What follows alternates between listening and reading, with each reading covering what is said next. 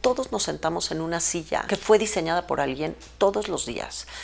Bebemos agua en un vaso que fue diseñado por alguien todos los días.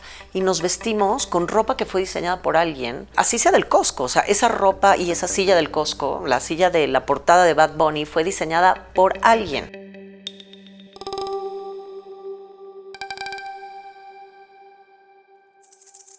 Mi papá era pediatra.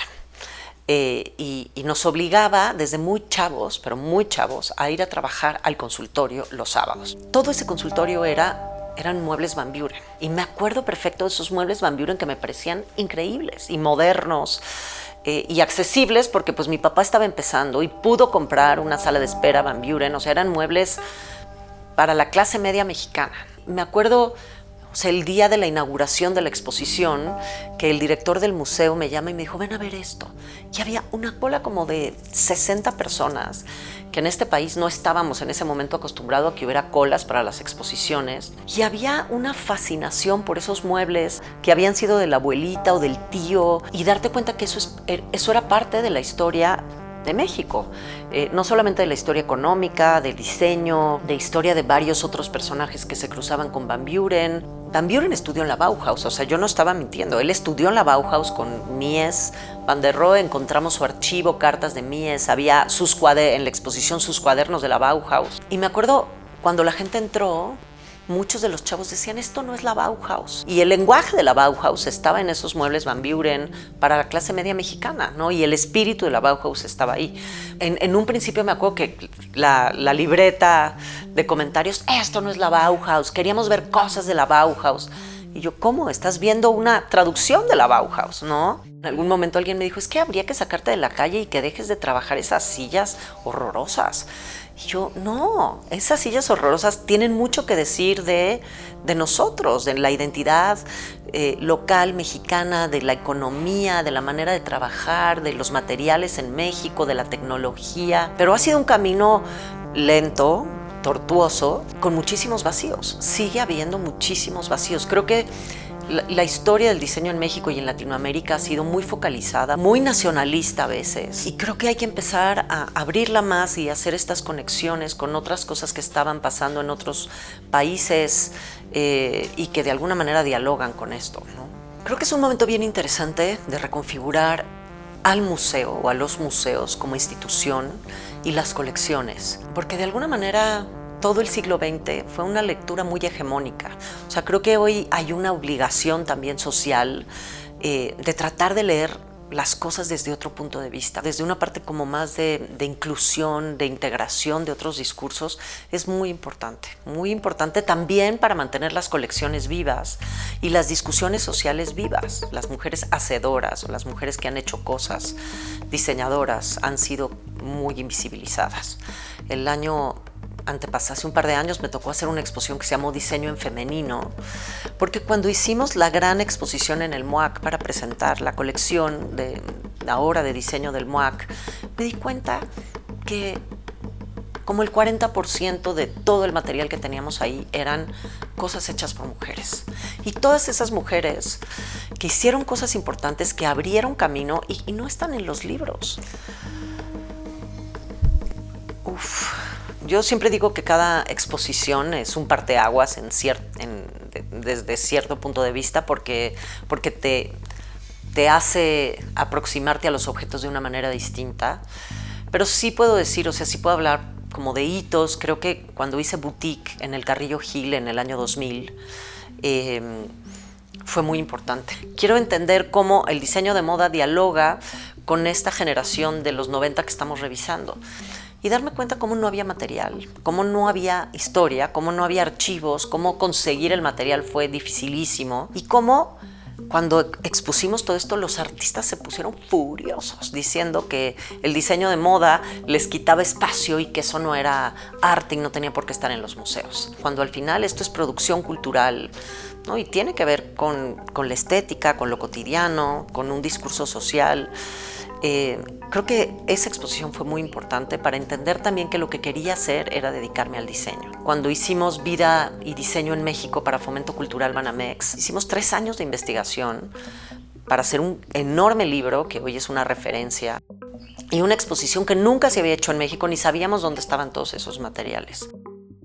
La exposición Una modernidad hecha a mano en el MOAC también fue muy importante porque fue poner en escena una historia del diseño en México, del diseño artesanal, revelar que muchas de esas cosas que creían que sus tías hippies utilizaban y era artesanía, pues eran piezas de diseño hechas muchas por inmigrantes extranjeros que habían llegado aquí a enseñarnos cómo hacer diseño, ¿no? Cómo desarrollar la disciplina del diseño, no solamente hacer objetos, sino entender el diseño. Y pues sí, el año pasado la exposición en MoMA, la verdad es que sí fue, creo que el trabajo más complejo que he hecho en mi carrera, por lo que significa la institución, por el nivel de exigencia de la institución y el tema que era un tema, si bien ya lo había trabajado anteriormente, pero pues tenía que hacer en tiempo récord un tema, ¿no? Encontrar la historia de 6 países y encontrar material en 6 países que no necesariamente me eran tan familiares, ¿no? Entonces eso sí fue un reto enorme, pero que ayudó muchísimo a acelerar muchos procesos en mi cabeza y en mi manera de hacer las cosas. No dejó de ser polémica, ¿no? Porque en el MoMA, o sea, el MoMA es como la piñata. Todo mundo le quiere pegar, ¿no? A las 3 semanas de abrir la exposición salió una gran reseña en la portada del New York Times, ¿no? de Artes y Cultura, diciendo que la exposición era así terminaba. La exposición es una joya. Pero hubo otro par de críticas de gente más abocada a lo latino, diciendo que por qué esos países, que por qué el MoMA y el MoMA hegemónico.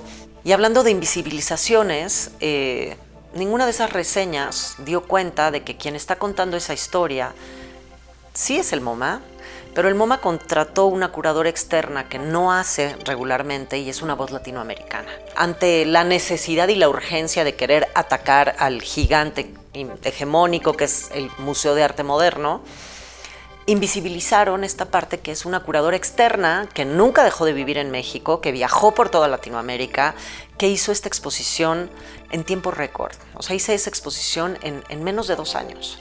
A un curador de MoMA le dan 3 a 5 años para hacer una exposición de esa envergadura y ese tamaño.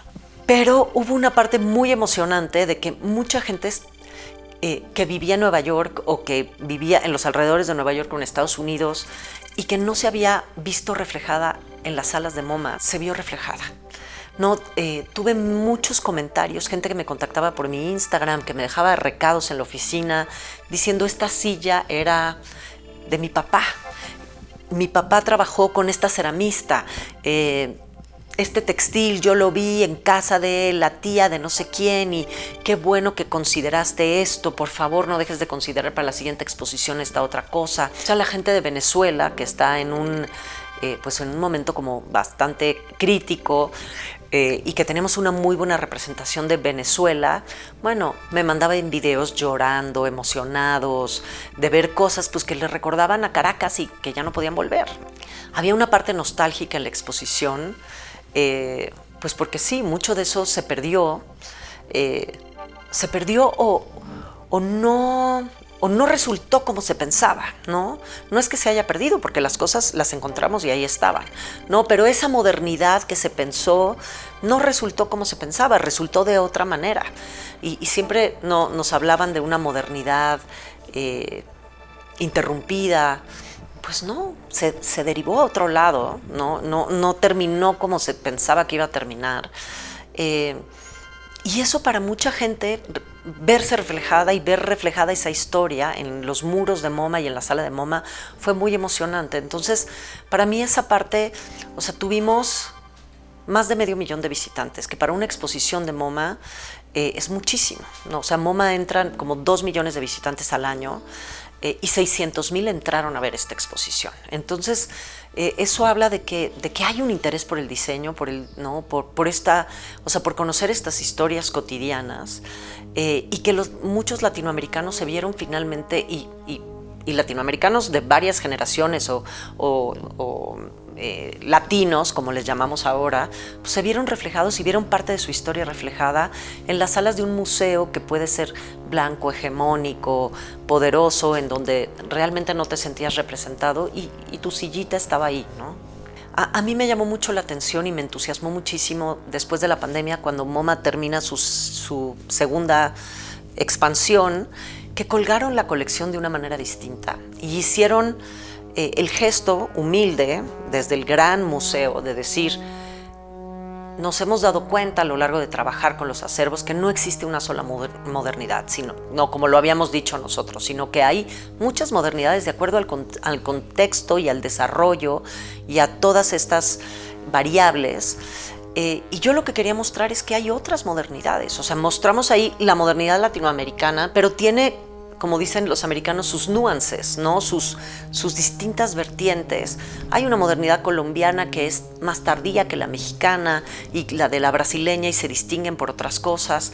Entonces, esa parte me era muy importante, ¿no? Entender que hay otras modernidades, que hay otras historias y que existe un diseño en Latinoamérica que está ahí, que es potente, que ha acompañado ¿no?, a estos países en formación y que tiene que empezar a valorarse no solo en las salas del MoMA, sino en las colecciones de MoMA.